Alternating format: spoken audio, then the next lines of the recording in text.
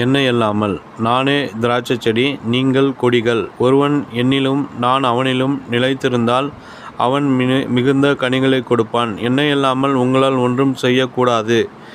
யோவான் 15:5. ஜெபிக்கிற தேவனுடைய பிள்ளைகள் கர்த்தரையே சார்ந்து கொள்கிறார்கள். ஜார்ஜ் முல்லர் நடத்திய ஆதரவற்றோர் விடுதியை கவனிக்க ஒரு நிர்வாக குழு இருந்தது. அந்த குழுவினர் அந்த விடுதிக்கு அது வேண்டும், இது வேண்டும், பணம் திரட்ட வேண்டும், செல்வந்தர்களை சந்திக்க வேண்டும் என்றெல்லாம் பல முயற்சிகளை மேற்கொண்டார்கள். ஆனால் ஒருவருமே அவர்களுக்கு உதவி செய்ய முன்வரவில்லை.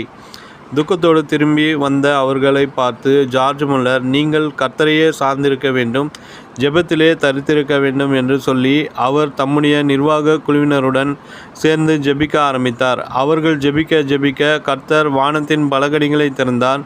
எதிர்பாராத பல இடங்களிலிருந்து உதவிகள் அவர்களை தேடி வந்து குவிந்தது.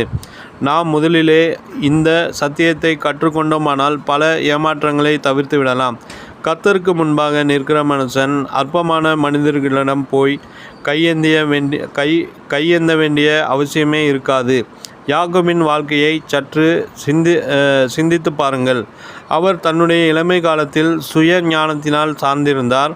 அண்ணனை ஏமாற்றி தந்திரமாய் சிரேஷ்ட புத்திர பாகத்தை பறித்து கொண்டார். ஆனால் ஒரு நாள் ஏசா 400 பேரோடு தன்னை எதிர்கொண்டு வருகிறான் என்று கேள்விப்பட்ட போது யாக்கோபின் இருதயம் கலங்கியது. யுத்தத்திற்கு வருவது போல் வந்து தன்னை முறியடித்து விட்டால் என்ன செய்வதென பயந்தார். அந்த கடைசி நேரத்தில் யாருடைய ஒத்தாசையும் கிடையாது. தன்னுடைய சொந்த உறவினர்களில் கூட ஒருவரும் துணை நிற்க முடியாது. கர்த்தரை சார்ந்து கொள்வதை தவிர அவருக்கு வேறு வழியே இல்லை. அவர் கண்ணீரோடு தேவனை நோக்கி ஜெபித்தார். இரவெல்லாம் கர்த்தரோடு போராடினார். ஆம், அந்த அனுபவம் யாக்கோபின் வாழ்விலே ஒரு பெரிய திருப்பு முனையாய் அமைந்தது. வேதம் சொல்லுகிறது, யாக்கோபு பிந்தி தனித்திருந்தான். அப்பொழுது ஒரு புருஷன் பொழுது விடியும் அளவும் அவனுடனே போராடி அவனை மேற்கொள்ளாததைக் கண்டு அவனுடைய தொடை சந்தை தொட்டார். அதனால் அவருடன் போராடுகையில் யாக்கோபின் தொலை சந்து சுருங்கிற்று.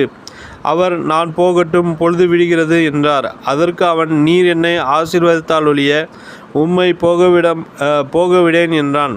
ஆதியாகமம் 32:24-26. மட்டுமல்ல, அவன் தாயின் கர்ப்பத்திலே தன் சகோதரனுடைய குதிகாலை பிடித்தான். தன் பலத்தினால் தேவனோடு போராடினான். அவன் தூதனானவரோடு போராடி மேற்கொண்டான்.